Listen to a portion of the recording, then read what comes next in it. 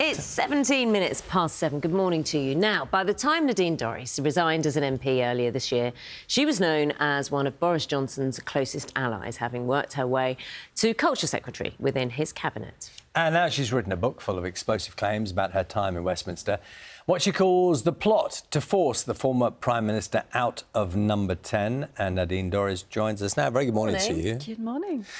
If someone is sat at home and they're thinking, I voted in general elections and maybe I'm a member of the Conservative Party and I think I have had a handle on, appointing people and knowing what goes on in this world of ours, what do they need to know that you have found out? So I'd say, first of all, in your introduction, you said it's about my time in Westminster. Actually, it's not at all about my time in Westminster. In fact, my photograph isn't even on the jacket of the book because it's about the Conservative Party over the past 20 years. What I began to do, Boris Johnson was the 5th Conservative Prime Minister or party leader to have either been forced into the position of having to resign unwillingly or abruptly having to resign. And there was kind of an alarm bell went off, which was like, hang on a second, something's not quite right here. We've had 5 of our most recent leaders and prime ministers who've just had to go without the people, the Conservative voters that might be listening, or the Conservative Party members having any say whatsoever. And so I began this process of looking into how is this happening? And what I discovered was disturbing, to say the least.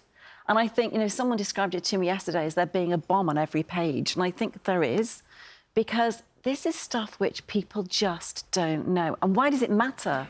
Why does it matter? Because you might think, well, it's the Conservative Party, isn't it? Well, the Conservative Party spends more years in power than any other party. And it matters because what it highlights is a complete deficit of democracy.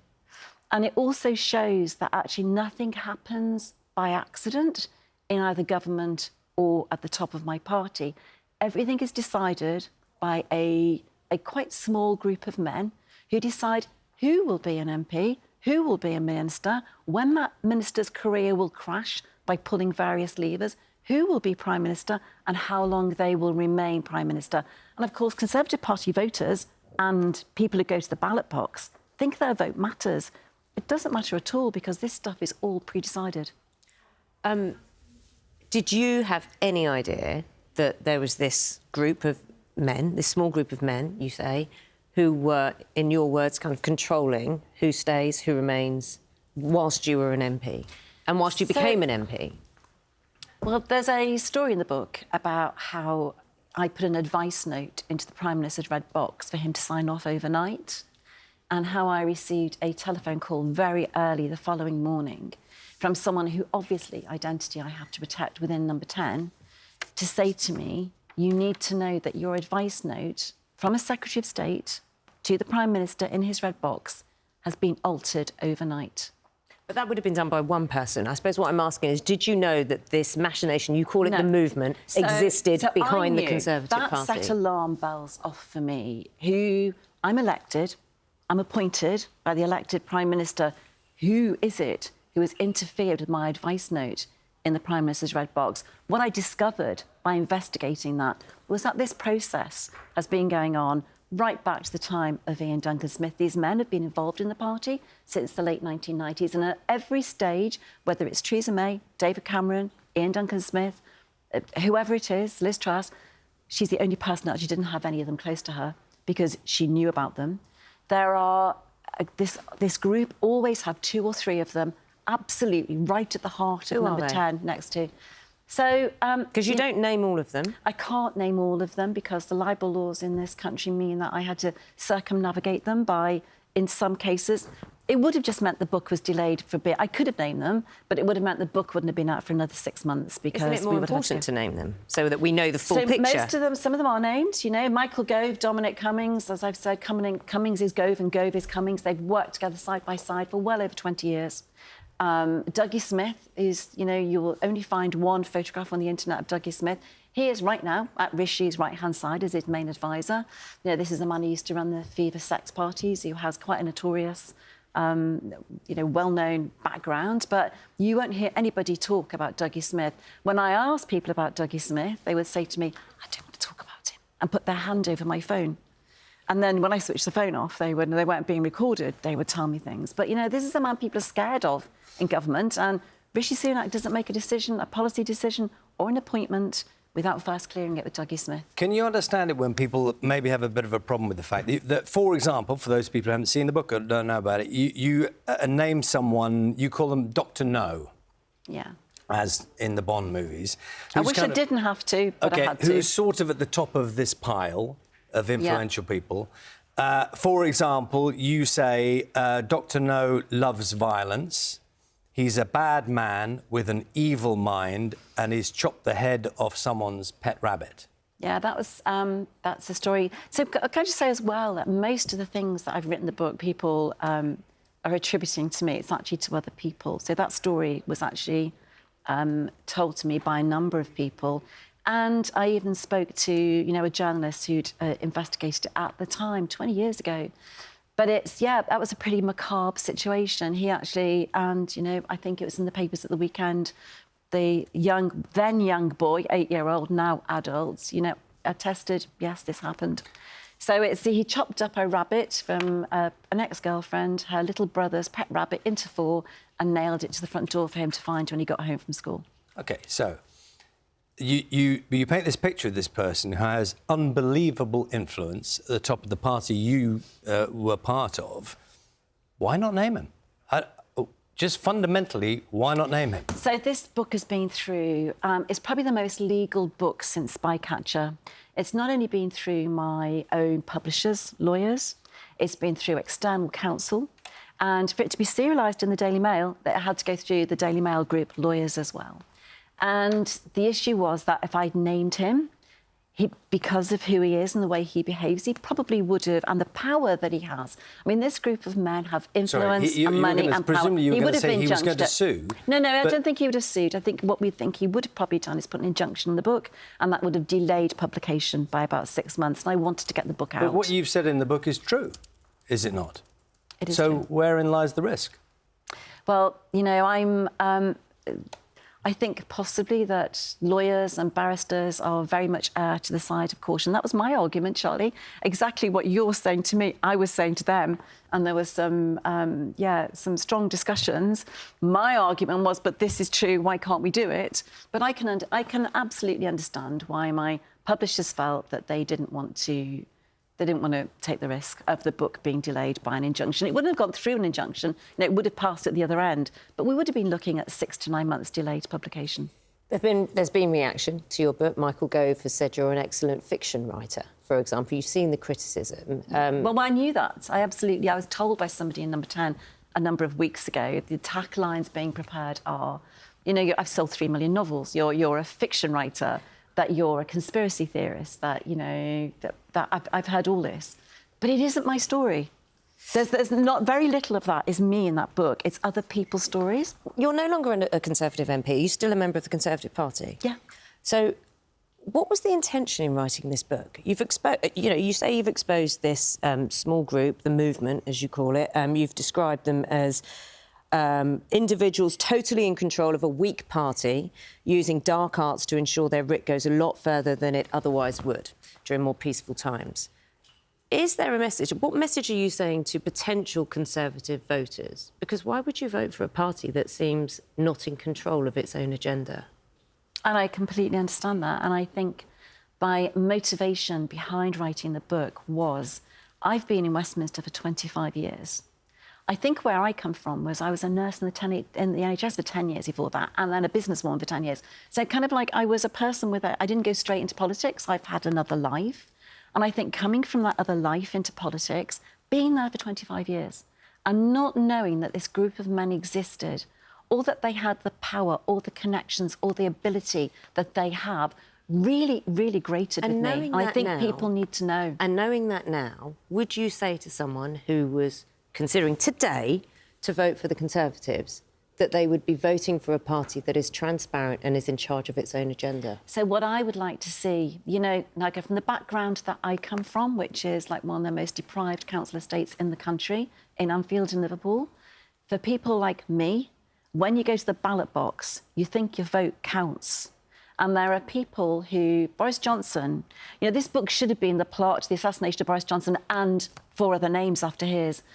But I didn't know at the time that, you know, this picture was much bigger. Not getting when whether you go you'd to the say. ballot box, you need to know. So now that you your know. vote counts. Now you know. Would a potential Conservative voter be voting for a party that is in charge of its own agenda? So I'd like to see people like Dougie Smith. I'd like before they do, and we've got time to the general election, I'd like to see absolute confirmation that people like Dougie Smith, Michael Gove, Dominic Cummings, and the others are no longer right at the centre of number 10, controlling government and the party. If they are? Well, if they are, I won't be voting for the party, and I would urge anyone else not to either, because this group of men have caused chaos. Nothing that's happened to any individual minister or prime minister over a number of years, none of it has been by accident. It has all been by design. And so I would like to see them gone before I'd say to anybody, vote Conservative. You have been in cabinet with Boris Johnson and Rishi Sunak, of course, simultaneously. There's a line in the book which talking about Rishi Sunak, and you're looking across the table at him. You say, he saw me watching him, and he gave me a fixed, unnatural grin, bleached, dental white of his teeth, I could see. Compare and contrast those 2 men for us, because Boris Johnson is now saying that Rishi Sunak is will lose the Conservative Party the next election. Well, I think what Boris said, which was actually the comments in the book which are being lifted into the Times today, he said those comments. It was the Sunday after the local election results, when we just had, I think, probably our 2nd biggest loss of council seats ever, and that was going from a very low base the year before previously. So I understand his comments, and he's absolutely right. You know, I think, are we 25 points behind today? Was the Queen's speech, you know, riveting? Were there bills and policies in King's speech? I've done a lot of Queen's speeches, sorry. Were there policies in that King's speech that are going to turn the country around, that are going to ignite people to go out and vote for us? You know, when Boris Johnson was elected in 2019, he had an 80-seat majority. He got a bigger vote share than Tony Blair did in '97. People were inspired to go out and vote for him and for the party. Is that King's speech? Is what we're doing now going to ignite people? Does the government need a kick in the pants, as Boris Johnson said? It absolutely does. And the one thing I would say from Boris's comments that have been lifted from the book are that that's the kind of leadership people want to see. Someone who is articulating what it is we need to do, where it is we need to take the country as a party, and how we need to move forward. And that just isn't happening now. You've got to give people something to vote for. Boris Johnson broke lockdown rules, didn't he? Well, he got fined for a cake coming into his office with Rishi Sunak. They both were. But he did break lockdown rules, didn't he? And was fined for it. As I say, you know, the Met Police, who were the highest authority to investigate it, fined both him and Rishi Sunak, for him for being sat at his desk while people walked in. And I think the only reason, actually, that happened was because it changed the nature of what was a meeting to an event, because there was a birthday cake. But you were shaking your head when I put that fact to you, that he broke lockdown rules and was fined. You were shaking your head as if to say, well, he wasn't. Look, Boris Johnson is a man who has never attended, you know, this party gate. He never attended a single party in number 10. And I think the evidence he has given to the Privileges Committee... Can I just point out the picture this picture, for example? That's a room that he walked into to give a thank you, which was socially distanced. While he's holding a drink. Thank you to a member of staff who was leaving. Yeah, well, you know, he is holding... Somebody put a drink on the table, he picked it up and said, thank you for all the work that you've done over the past year in number 10 during horrendous working conditions and time. Good luck on your next move. That was it. You know, Keir Starmer was in Durham having beers and curries in a room. Were you in that room when that happened? No. You were always, I think it's fair to say, pretty outspoken when you were culture minister and when you were in government. And one of our stories, one of the things we're looking at today is Suella Braverman's comments, Home Secretary. I'm not an MP anymore. No, I know you're not. Out of that. I know you're not, but you're a member of the Conservative Party, OK? And what you will see, I think is fair to say, is divisions and lines being drawn and undermining, perhaps, of the Prime Minister. When you look at this in the round and the divisions, do you think it's appropriate to cause this discomfort for the Prime Minister? Because as our chief political correspondent was saying, there are ministers now who are saying we are sick of having to be asked about whether we agree with Suella Braverman's comments, inflammatory comments, at this moment in time. Do you think that's helpful in the run-up to an election? From any minister? No, of course it's not. And I think what Suella's probably doing is she doesn't want to leave her post, does she? And everyone can see that we're 25 points. Everyone can see what's happening. And the competition is on now for who is going to be the leader of the opposition. That's what's happening within the Conservative Party right now. Who is going to be the leader of the opposition? And I think what Suella Braverman wants is to be sacked from Cabinet. So that kind of gives her a status of, you know, I've been sacked for being honest and for saying what the right on the party feel. He's going to sack me. That will make me a hero. That will make me a martyr. And that will rally people behind us. I think that's what we're seeing happening. Has she got the support of the movement that you described? Oh, absolutely not, no. No, she doesn't, no. Kemi Badenoch is the person they've been preparing for years. So she is very close friends with Dougie Smith and other people that I've mentioned, and she's the one that they've been grooming to take over for a number of years now. Thank you for your time this morning. Good to see you here this morning. You're welcome. Thank Great you. to be here. Is this going to go viral, Charlie? Or... Well, only the internet can decide that. You tell me. Is there something else you want to say? I prefer this one than the Zoom call last time. How was that?